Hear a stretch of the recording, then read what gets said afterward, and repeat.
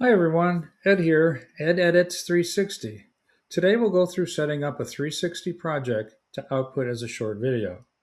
Videos are shot on an Insta360 X5 and we'll be editing them both in the Insta360 Studio Windows app and also Adobe Premiere Pro.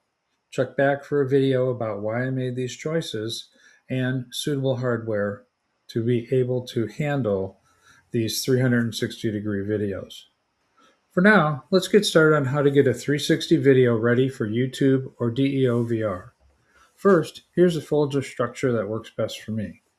I have found that organizing photos and videos on your hard drive is easiest if you use a year, month, and day description format as the folder name containing your video. I have 3 drives. C is 1 terabyte, D is 1 terabyte, and G is 9 terabytes.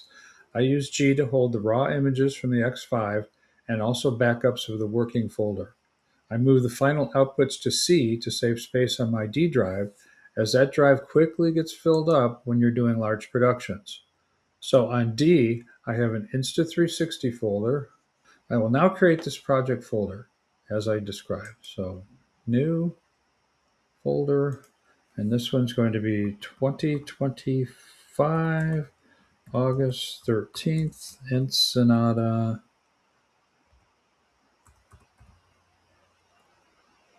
fishing trip.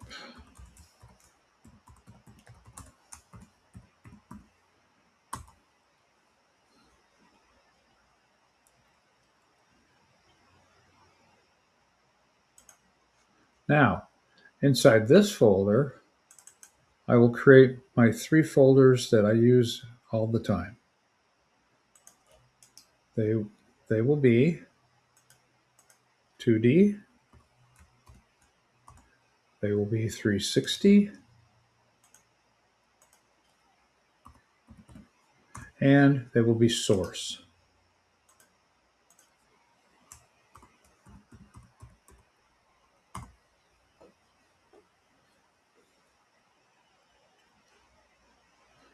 "2D" and "360" are the output folders for the videos.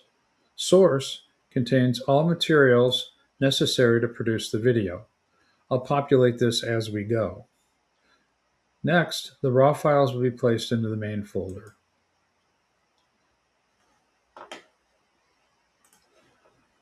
You can take these directly from the camera, or in this case, they were already archived on my drive G. So let me grab those folders, those files, I mean. It's from 8/13. Here we go. And I'm just going to drop them on in. Okay. Next is a decision about what you are producing. Is it a short couple minutes clip or a long one with many parts?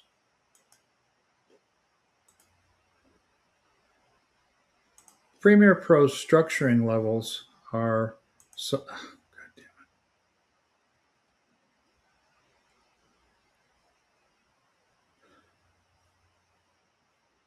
Premiere Pro Structuring's highest level is production. It consists of 1 or more projects held in what's called a production. Making a production is another video of mine if you're interested. This time, I'm doing a short clip, so we can do a new project in Pro, and I'll name it Ensenada Fishing Trip.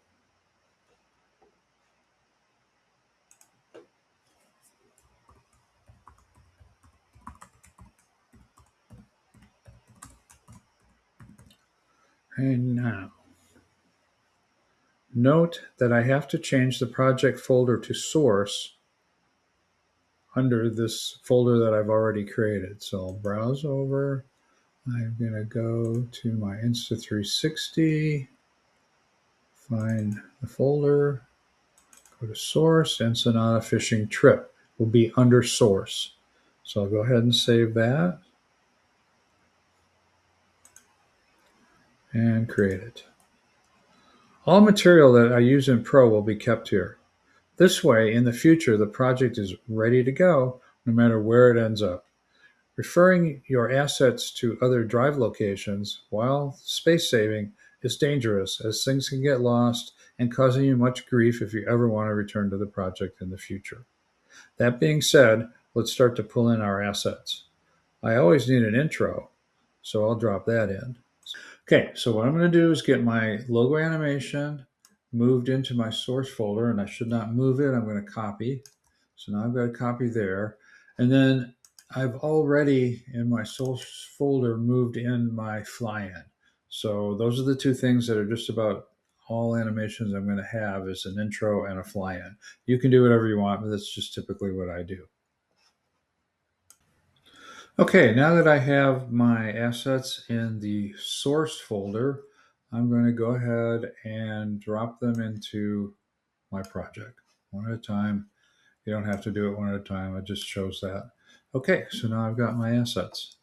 Now, the other part that we need will be the Source 360. Here's where it gets tricky. While Pro can handle native Insta360 files directly, I found it easier to use the Insta360 Studio to rough edit. A quick trim and then output a 360 format MP4 H265 is what I'll do. HD265 is a very good compressed 360 format. MP4 plays and previews much quicker in the native 360 files. So what I'm going to do is open up Insta360 Studio on my machine. And now I will take all the videos and drop them in. I have 3. Drop them into Insta360. And so we'll take a look at the first one and try to determine if the cut is good or not. Now, Insta360 has a tendency, and it's an option that will trim off the first few seconds here. I'm not so sure I want that. But that's good for a lot of times you've been turning the camera on or off or moving the camera or something like that. Okay. In this case, I think I'm just going to take the whole thing. I don't see any reason to cut it off. So basically, I'm going to move my endpoints, and all I've got to do is go up here to export. Alrighty, so I've tapped export up top here, and then we're going to do a local export. Cloud is way too slow. I don't bother with all that. File name's fine, and then the file path, notice I've changed it to underneath Ensenada fishing trip on the source. That's where this is going to be. Already got that. Bitrate 83 is the original. Word about resolution, 5780. That's what this was shot at. I do not recommend shooting at this. This is a mistake I made early on when I was learning the camera. Stick to the highest res you can. You get a much better output. Okay, so that being said, we're going to start the export. Go up here to this little task center business here, and you can see the export is just about ready to go, and off she goes. And so you repeat this process for all the other ones. All right, the files have finished. Took a while, even with a very fast processor like mine, but keep that in mind, things take time. So what we're going to do now is we're going to bring in these newly created files, these 3 videos. We'll bring them into our project, and they come. And we'll also bring in the stills. Now for the image files, yes, you can leave them alone, but like I said, I wanted everything in the source folder, so I'm going to make a copy in the source folder. These are small files, so it's not that big a deal. Alright, so now I've got my copies of those, and because in Premiere Pro they can be dealt with just like that. So if you double click one of them, there we go, and that's one of them. Okay, so now we've got all our media for the project except for audio, which we'll deal with that in a separate video. Okay, well that about wraps up the project and folder setup. I hope you gained some insight from this. Just a quick review. I keep my folders organized by date. So for this one, it was the year, month, and day of the trip. At that level, this top level, these are straight off the camera. I've got 3 folders, one called 2D, where I'm going to do the reframing video, 360, where I'll place the 360-degree video, the final edits, both of those, and then finally the source, which has everything I need to put it together. And again, we keep it all together in one folder. The reason being, it's much easier if you move things around. And if you happen to lose stuff or whatever, it's just one place, it's all good. All right. Next up would be learning some basic editing skills. So I would suggest you watch my Editing Basics series. And until next time, thanks for watching and please subscribe. I'll be doing more of these as I go. Thanks and bye.